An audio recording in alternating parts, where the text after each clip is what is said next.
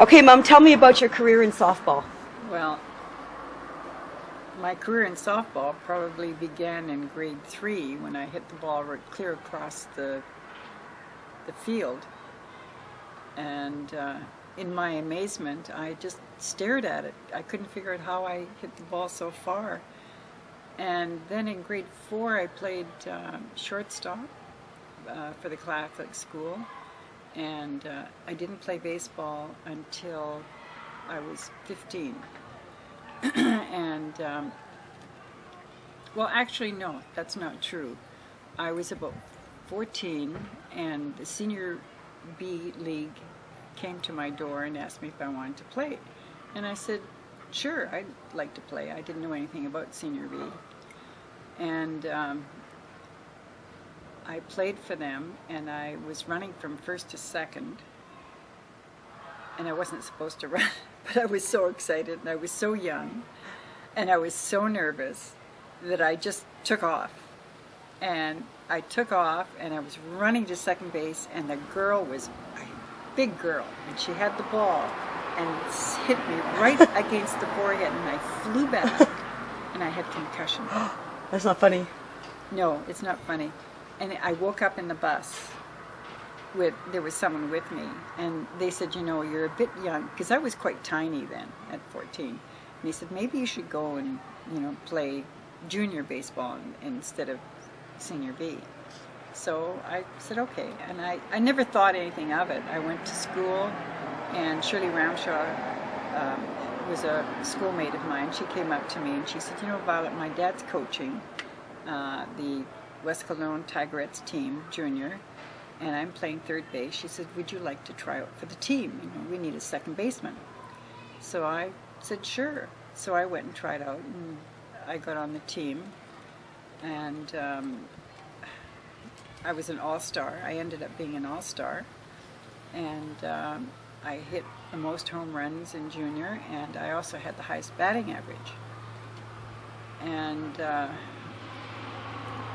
when I was almost 17, I went up to senior A, and the coach that was coaching at that time had a girl on second, and he wouldn't replace her with me, and I didn't want to sit on the bench, so I asked for a release, and I went over and played for the CYC Blues, and I played second base, and I was an all-star on second base, so I beat that girl out on second base, and I also had the most home runs in the entire league for the CYC Blues. So my career was good. It wasn't that long. By the time I was 19, I had quit baseball. And it's too bad because the team won the Canadian Championships the next year. So I should have stayed on the team at least for one more year. And that was in an era when softball, women's softball, was really, really big because the men were all gone to war. And it's like that movie In a League of Their Own. That was the era that you played ball, when women's ball was really hot. Yeah, well, I was pretty young then. But when I wanted to play for the American League, they had folded. Because I'd heard a lot of stories about it, and I was a bit worried. You know, I was very young, and I was a bit leery. And they talked about sugar daddies, and I thought, oh no, that's not who I am. You know? The good Catholic schoolgirl. That's right, yeah. So I was a bit scared, and then I was relieved when I heard the league folded. so I didn't have, because that meant I had to be away from home, you see. And how old were you when you got married? I was 22 when I got married. And then you began to, you started to have your children. And why did you begin to run, Mom? What was it inside you? I know you told the story. Yeah, but even before Did you just miss sports? Or what was it in you that compelled you to run? Before I ran, and also during baseball, I also played basketball. I was on the junior basketball team. And we had won the championship for the school, and we played against the University of Manitoba in a tournament, and we were second to them, so we were pretty good. Well, you're just a great all-around athlete, Mom. That's why you were a pentathlon athlete. Probably, yeah. I mean, you have to have some cross abilities there. Yes, you do. Yeah. But did you? What was it about running it? It was. I do remember that when we were kids, you would talk about how it was something you could do by yourself. You didn't have to. You didn't have to join anything. You didn't have to Yes. depend on anyone else. You That's could just right. go and do it yourself. Yes, on my time. So that was one of the big things about it. But I also had a bad experience at the age of 15 when I did run in the high school, and I was a hurdler. I had broken the Manitoba record in the hurdles, and that was in the heat. And then when the semifinal came, I had also won it, and I'd broken the record again the second time. However, one of the judges had a niece in that race, and she was second to me, but he refused to give me the win, and he argued with all the other judges and the timers, and he got his way for some reason. I don't know how he did that, but anyway, he did that, and he gave her the record and the win. So when the final came, I just never bothered trying, because I knew it was Rigged. It was rigged, so there was no point in it. How discouraging. Yeah, it was very discouraging, and it was disappointing. But I never forgot it. It was something that I carried, I think, up until I started track, because I had to prove that I was good, that I could do it. So that's why I started in track and field. I remember you and Dad making hurdles for us in the backyard. Did you ever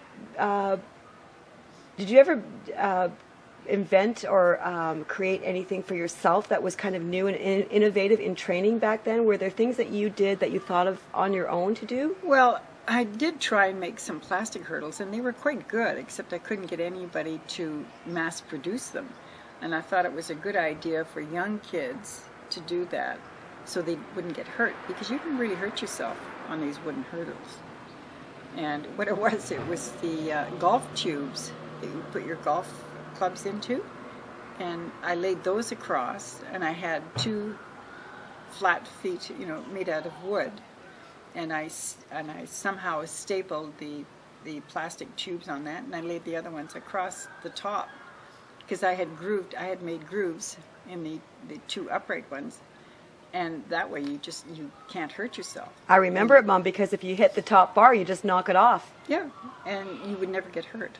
So yes, that was a great idea, and I remember us using them. Yeah, but I couldn't get anybody to mass produce them, so it sort of died. Yeah. Yeah. Okay, Mom, tell me about some of the track meets that you were in. Well, I was in the Canadian Indoor Championships in Edmonton, and I had won the bronze medal in the Canadian Indoor Championships in the 60 meters, and that's when they moved the 80-meter hurdles to 100-meter hurdles, so the hurdles were a little bit higher, and it was wonderful, and I felt great. And You adjusted quite well to that, did you? Yes, yeah, that was not a problem. But I think the reason why I ended my career in track and field is because it was, I think my thyroid was really beginning to take its toll. I remember that, Mom. I do. I recall that yeah. it was just all too much. No question, had you not had children, no question, had you maybe started younger, we really would have had Olympic medals in our house Yes. from you. Yeah. But let's go back to track meets again, and the different track meets that you were involved in across Canada and in the United States. Well, would you go a few times a year? How often were you able to go to these meets, and mostly where were they? Well, most of the meets were here in Vancouver, and there were some in Washington, some in Yakima, and actually I ran really well in Yakima. I had beat everybody in the hurdles in Yakima, Washington, it's in Toronto. By the time I was almost 40, I ran in the Masters, and Dad and I drove in his car I got out of the car and I lined up for the 100 meters, and I got second in the World Championships for the Masters. I almost forgot about And that, I Mom. didn't even have time to warm up. But I had run 13.2 for 100 meters here, just before I left for Toronto. But I hardly trained. I hardly ran. You just were a natural. Yeah. So 13.2 wasn't a bad time then. Mom, tell me something that I wouldn't know because I wasn't in your mind when you were doing all this. But what was the driving force inside you that caused you to have this passion? I mean, how did you keep yourself going in this? Were you just fiercely competitive? Did you want to prove it to yourself? No, I pretty much wanted to prove it to myself because of that experience I had when I was 15. Mm-hmm. And I thought that it was something that I felt was really unfair at that time. And I wanted to just prove it to myself that I really should have been on the Olympic team. And as a hurdler. I should assume this, but did you love hurdling? Yes, I really did. It was an exciting event for me. You made it exciting too, Mom. Yeah. You made it look so good. Yeah, it's a wonderful event. You're running as fast as you can, but you have these sticks you have to jump over or step over. Yes, step over, because the idea is you want to stay level. That's right. That's right. And is there any, I know this sounds like a kind of a cliche thing to say, but I've never really asked you this before, but what kind of advice would you give a young athlete that really wanted to pursue track and field? Well, or any sport? Well, yeah, whatever you do, you have to do for the love of it. And it's something that you want to do for yourself. It's because you're really not doing it for anybody else except for your own self. And it does a lot of wonderful things for you. It helps to build your self-esteem. You get, lots of friendships out of it, and and when you travel and go to meets or even baseball games, when you travel, and you also learn how to compete fairly, which is good. You learn how to lose also. Mm-hmm. You learn how to win and you learn how to lose. And you learn how to earn something. Yes. That's a big one. Because nobody does it for you. No, they don't. They just don't. No, and I think that I think that's the only inspiration I can give to a young athlete, is to love doing what you're doing. Because usually it comes out well. Yes, and then even if it doesn't, you're enjoying it along the way. Oh, absolutely. Not everybody can be the best. And so you really have to enjoy doing what you're doing and enjoy all the friendships that you make out of it, because that enriches your life. We had a lot of great Olympic athletes come and go out of this house too. I remember Bob Beamon. Yes. I just thought of that now. Harry brought him over. Harry brought him over. Harry brought over a lot of interesting people from the athletic world. He brought over gymnasts, Olympic gymnasts. He brought over Nancy Green. He brought over skaters. We had professional athletes come and go in this house all the time. Well, or not professional, but high, like world class. But I find I don't remember him bringing over Nancy Green, but maybe you do. But I do remember Bob Beamon. He was so tall, he had to bend down and get underneath our doorway. Because he was so tall, yes. And he held the record. Such a lovely man. He held the record in long jump for how long? 11 years? I think so. Was Harry held the record for 11 years in the one in his events, but Bob Beamon, he's an amazing long jumper. Yes, a nice man too. As a matter of fact, I was sorry I never took a photograph of him and Harry in front of our house. That would have been wonderful. Well, because I have a photograph of Harry and Muhammad Ali, and it's down in our little hall of fame that we have here in the house. That's right. But didn't Harry date Nancy Green for a while? Oh, yes, he did. She never came here then, because I remember meeting her. Well, maybe we were at some event. Probably at some event. Yeah. He was dating her for a while. Wow, yes, I remember that. And Harry would come over with snowshoes and lacrosse sticks Yes. and Yes. skates, and Yeah. because he had access to all these amazing, I mean, baseballs and softballs and Yes. soccer balls and gloves, and we had it all. Yes.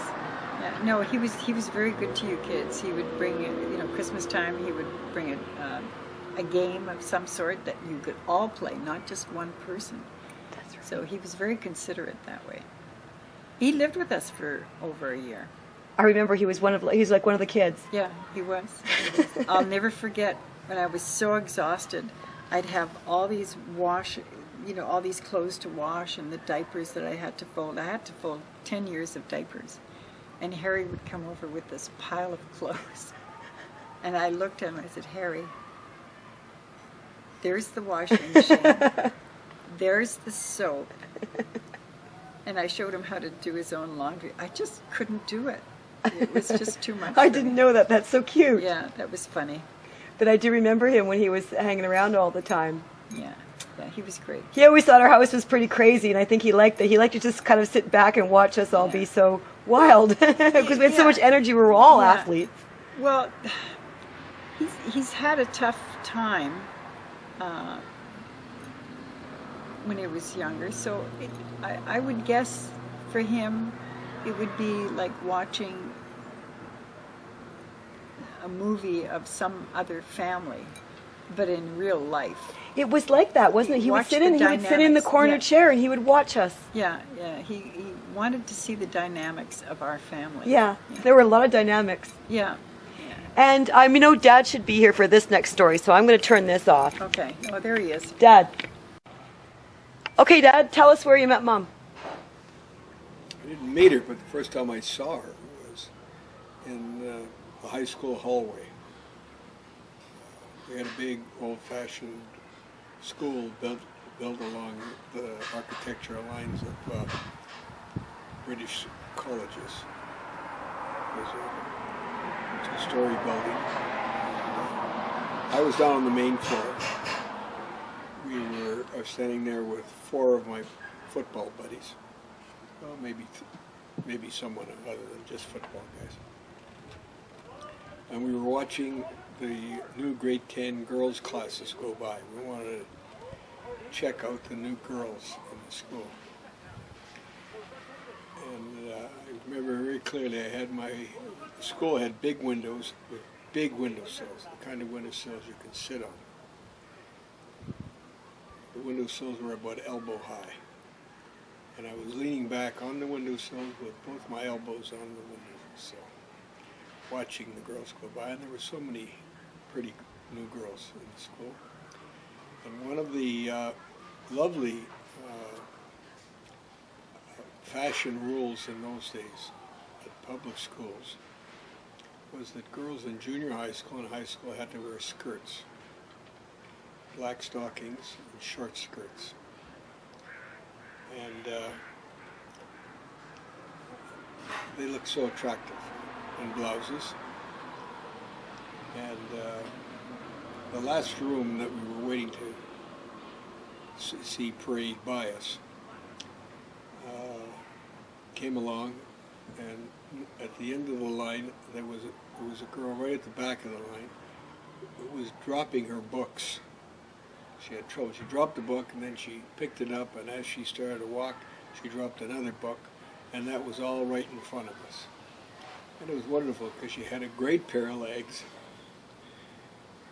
and she was a pretty girl, and I could see she was very shy.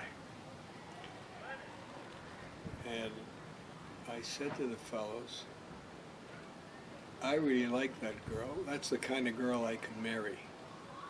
Those were the first words I said about this anonymous person.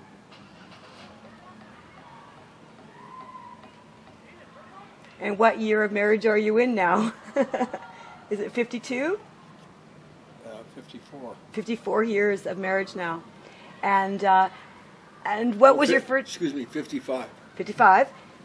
And what was your first date with Mom?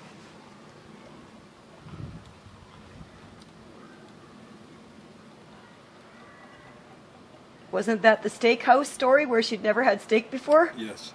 You have to tell that, Dad. Yeah, that was my first date. That was probably the following summer. So I saw her in September. We made friends, talked occasionally that year, but we weren't really dating. I had other girlfriends at school. But I did declare to the guys that she was going to be my girl. And that sounds a bit strange nowadays, but that's the way it was in those days.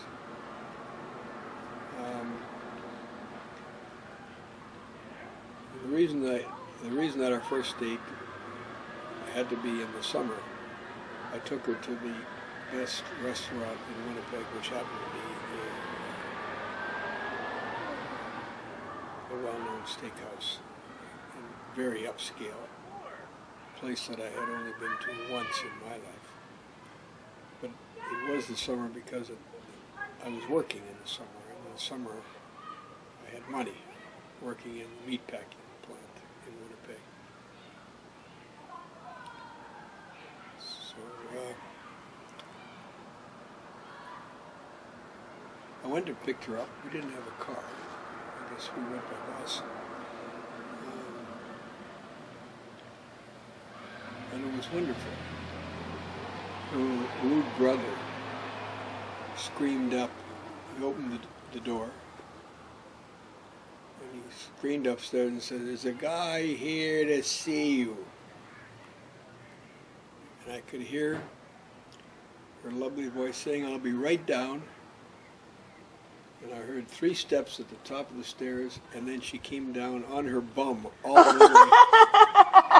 the way to the landing. I didn't know that, Dad. All the way to the landing, all dressed up. Oh my goodness. Her makeup on. Oh no. It was a fantastic entrance. Oh gosh. I didn't know that. Yeah. And we got past that moment, and away we went for dinner. And what I did know was that you took her to a steakhouse because she'd never had steak before.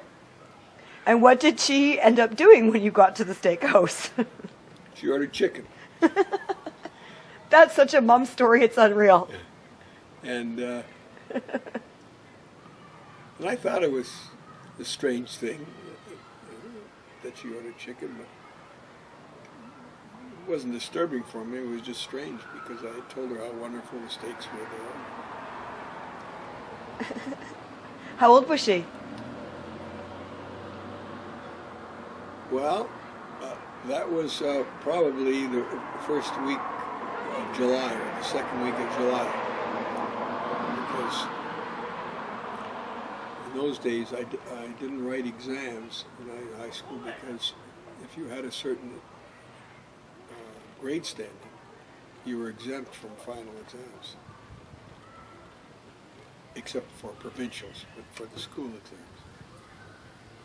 So I had probably started working in early June at the meatpacking plant, so I had a month of money in my pocket.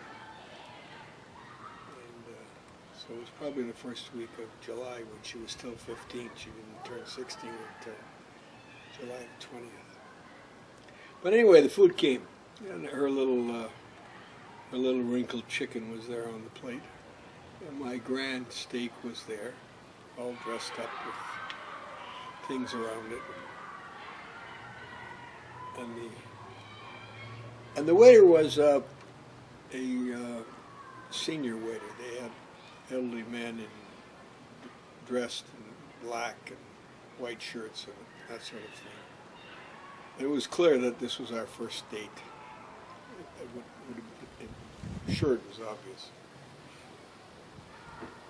I was having a beer and she was having a Coca-Cola.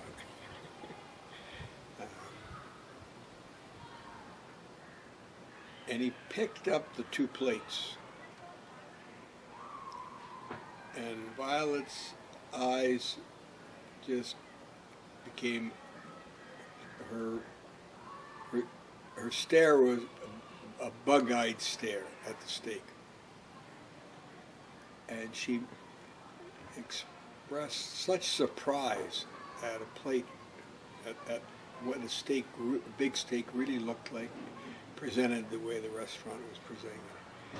And she said, "Oh, that's wonderful. I've never had one of those."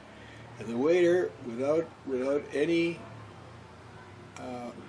jerkiness in the movement of his arms, gently put the steak down in front of her, and the wrinkled chicken down in front of me.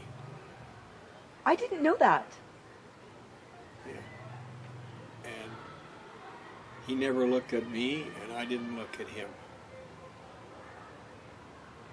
And we had our dinner. And she had a wonderful steak, and I ate this rubber chicken that she ordered. And I knew that this relationship was not going to be fair. And I can attest that Mom has been stealing your food ever since. I mean, I don't know if you've ever been able to really have something that she hasn't at some point picked at or looked at or That's right. or wanted, or maybe she should have ordered what you ordered. Yeah. I'm going to use more words than you've given me, but not many more. Okay, I've given him. He has to describe. He has to describe my mother, his wife, in. I said 3 or 4 words. Oh, I thought you said no, one separate, or but two. separate words. And then you said, okay, I want to do 2, and now he wants to do 3. You can do. You can. 3. Do, yes, you can.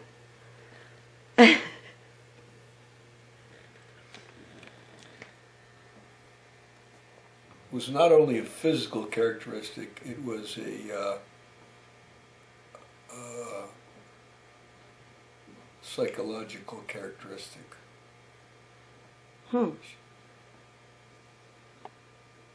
She was directionally determined, powerfully. Yes, that's a really interesting combination of words. That's it. Shit, yeah. Okay, say it again. Directionally determined, powerfully. Yeah, Dad, that's good. Directionally determined, powerfully. So when she was walking, there was no way that she was going to weave but it was also psychologically who she was. So a physiological characteristic was also her makeup. very much the same of her That's true. Intellectual, psychological makeup. Well, that fits the words that I used, which were strong and intense. Yeah. Very similar. We're on the same line. Yeah. But those were good words, Dad. And you're right, her walk was pretty powerful. Yeah. It was neat to think about it because the last little while when she got sick, she wasn't walking normally, and I had to really think about her walk again. That was nice. I had her walking straight again. I walked hundreds of miles with her in our lifetime, as touring when we walked cities. Yeah. I never led the way. She always led the way, and I was. Yeah. Sometimes you'd have to stop her and get her to look at things because she really was so directional. Yeah, that's right. That's true. I remember that distinctly about her. You'd say, "Violet, come on over here and have a look at this." Anyway. Yeah. That was a good one, Dad.